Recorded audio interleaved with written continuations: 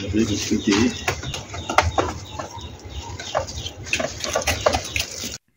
Hello உறவுகளே, மதுரை முல்லை நர்சரியின் அன்பு வணக்கம்.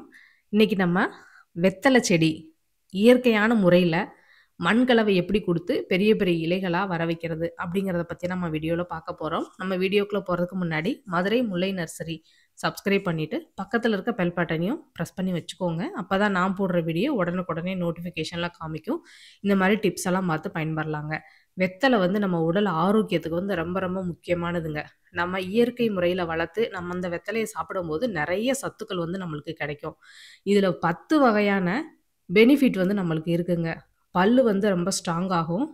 செரிமானத்தை தூண்டி விடுறதுக்கு வந்து இது நல்ல ஒரு மருந்துங்க. சின்ன பிள்ளைங்களுக்கு வயிற்று வலிக்கு கொடுக்கறதுக்கு, அதே மாதிரி ஸ்கின் வந்து பளபளன்னு இருக்கிறதுக்கு, பல் வந்து ரொம்ப ஸ்ட்ராங்காக இருக்கிறதுக்கு, சுகர் இருக்கவங்க இதை வந்து சாப்பிட்லாம். வெயிட் லாஸ் ஆகணும் அப்படின்னா இந்த வெத்தலையை வந்து சாப்பிட்லாம். நிறைய எலும்பு தேய்மானம் இருக்கவங்க கூட இந்த வெத்தலையை சாப்பிட்லாங்க. அவ்வளோ பெனிஃபிட் இருக்குது. அந்த வெத்தலையை நம்ம இயற்கையான முறையில் வளர்த்து சாப்பிட்டோம்னா இன்னுமே நல்ல ஒரு ஆரோக்கியத்தை கொடுக்குங்க. அதுவும் நம்ம வீட்டிலேயே வளர்த்து நம்மளே சாப்பிடணும் அப்படிங்கிறபோது நம்ம எவ்வளோ ஹெல்த்தியாக இருக்கணும், அதே மாதிரி ஆரோக்கியமாக இருக்கிறதுக்கு இந்த வெத்தலையை வந்து நம்மளே வீட்டில் ஆரோக்கியமாக வளர்க்கலாங்க. இப்போ வாங்க வீடியோக்குள்ளே போகலாம். இந்த வெத்தலை பார்த்தீங்கன்னா ஒரு கிட்டத்தட்ட 6-7 வருஷமாக அந்த தொட்டியில் இருக்குங்க. வேர் வந்து நிறைய மேலே வந்துருச்சு. வெத்தலைகள்லாம் பார்த்தீங்கன்னா சின்ன சின்ன வெத்தலைகளாக வர ஆரம்பிச்சிருச்சு. அதனால நான் வந்து ரீபாட் பண்ணுறேன். ரீபாட் பண்ணணும் அப்படின்னா தொட்டியை மெதுவாக சாய்ச்சிட்டு, நிறைய வேர்கள் இருக்குது. முக்கியமான ஒன்று, வேரை வந்து நம்ம டேமேஜ் பண்ணிடக்கூடாது. கொஞ்சமாக மண்ணில் சுற்றி எடுத்து விட்டுட்டு அந்த வேர் எவ்வளோ வேர் இருக்கும் தொட்டியில், அந்த வேரை எல்லாத்தையுமே வெளியில் எடுக்கணும். வெளியில் எடுத்துட்டு மிச்ச மண்ணை வந்து வேரை எல்லாத்தையுமே வெளியில் எடுக்கணுங்க. வேரை டேமேஜ் பண்ணிடக்கூடாது, ஆனால் வேரை வெளியில் எடுக்கணும். ஏன்னா பெரிய செடி அப்படிங்கிறதுனால நிறைய வேர் இருக்கும். அதனால் மெதுவாக நம்ம குத்தி குத்தி வெளியே எடுத்துடலாம். தொட்டியில் தான் இருந்தது. எனக்கு தரையில் வைக்கிறதுக்கு இடம் இல்லை, அதனால நான் தொட்டியில் வச்சு வளர்த்துட்டு இருக்கேன். நீங்கள் தரையிலையும் வச்சு கூட வளர்க்கலாம். தரையில் வச்சு வளர்த்தீங்க அப்படின்னா ஸ்ப்ரெட் ஆகும், நிறைய வெத்தலைகள் வரும். கொடி கொடியாக படரக்கூடிய தன்மையுடையது. நான் தொட்டியில் வச்சு ஒரு பைப்பு வச்சுருக்கேன், அதனால் அந்த பைப்பில் ஏறிடும். இங்கே பாருங்கள் எவ்வளோ வேர் போட்டிருக்குன்னு பாருங்கள். அடியில் இருந்த மண்ணோட வளம் வந்து குறைஞ்சிருச்சுங்க, இறுக்கமாயிருச்சு. இறுக்கமானதுனால ரூட் போட இடம் இல்லை. அதனால் வெத்தலைகள் வந்து சின்ன சின்ன வெத்தலைகளாக வர ஆரம்பிச்சிருச்சு. ரொம்ப அடர்த்தியாகவும் இல்லை. இப்போ இந்த தொட்டியில் இருக்க மண்ணெல்லாம் நம்ம வெளியில் நல்லாவே எடுத்துடலாம்.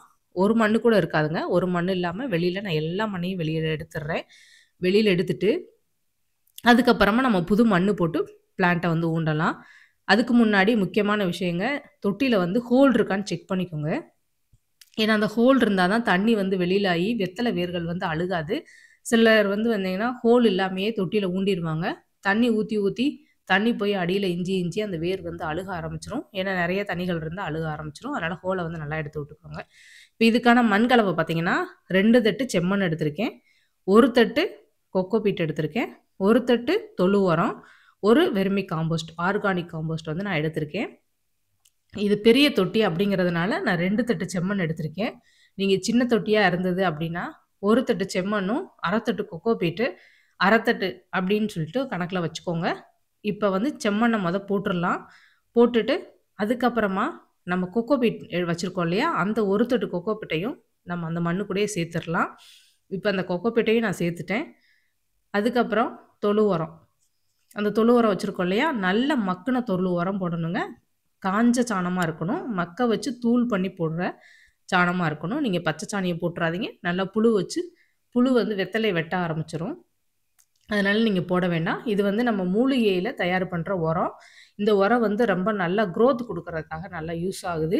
25 வகையான மூலிகை, அதுக்கு மேலே டீ தூள், வாழைப்பழம், முட்டைக்கூடு, தயிர் அப்படின்னு சொல்லிட்டு நிறைய இதில் ஒரு மிக்ஸ் பண்ணி நல்லா கொடுத்துட்ருக்கோம். இது வீட்டிலேயே தயார் பண்ணுற உரம் தான். இது உங்களுக்கு தேவைப்பட்டுச்சு அப்படின்னா நீங்கள் ஆர்டர் பண்ணிக்கோங்க. இது நல்லாவே இருக்குது அப்படின்னு சொல்லிட்டு ரிசல்ட் வந்திருக்கு.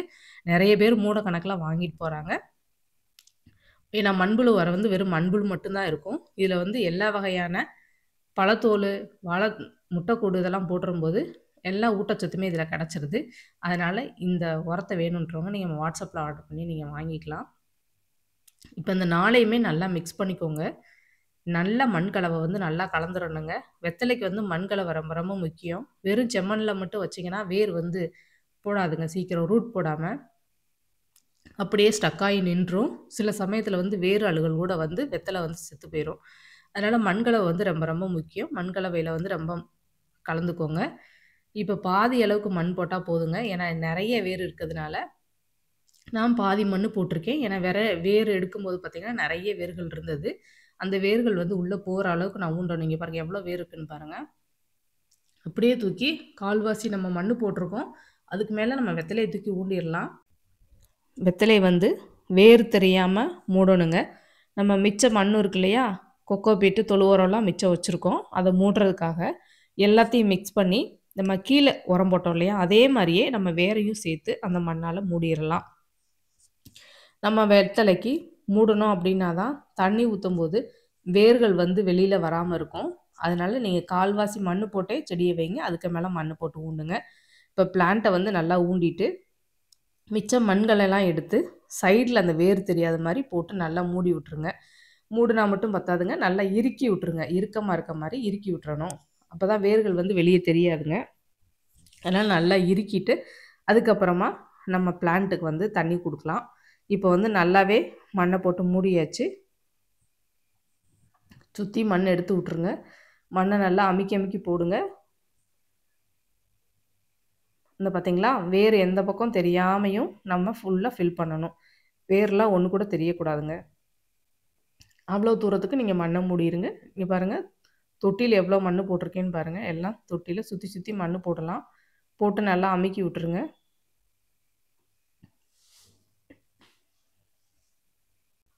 எல்லாம் மண்கலவைலாம் போட்டாச்சுங்க. மண்கலவை போட்டு ஒரு பைப்பு ஊண்டியிருக்கேன். இந்த கொடி வளர்றதுக்காக. ஏன்னா தரையில கொடியா வளரும் இல்லையா? அதனால தொட்டியில கொடி வளர்றதுக்கு இடம் இல்ல. அதனால நான் பிளாஸ்டிக் பைப்ல சும்மா ஒரு 4 பைப்பு வாங்கி ஊண்டி அதில ஏத்தி விட்டுருக்கேன். நீங்களும் இந்த மாரி தொட்டியில வச்சீங்க அப்படின்னா, பைப் வச்சு நீங்க ஏத்தி விடுங்க.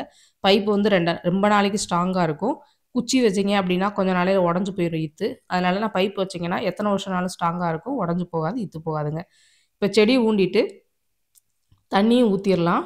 செடி ஊண்டிட்டு தண்ணி ஊத்தாம விட்டீங்க அப்படின்னா, வேர் வந்து சீக்கிரம் காஞ்சு போயிருங்க. வேர் ஆல்ரெடி நம்ம டேமேஜ் பண்ணியிருக்கோம். அதனால நம்ம தண்ணியும் ஊத்திரலாம்.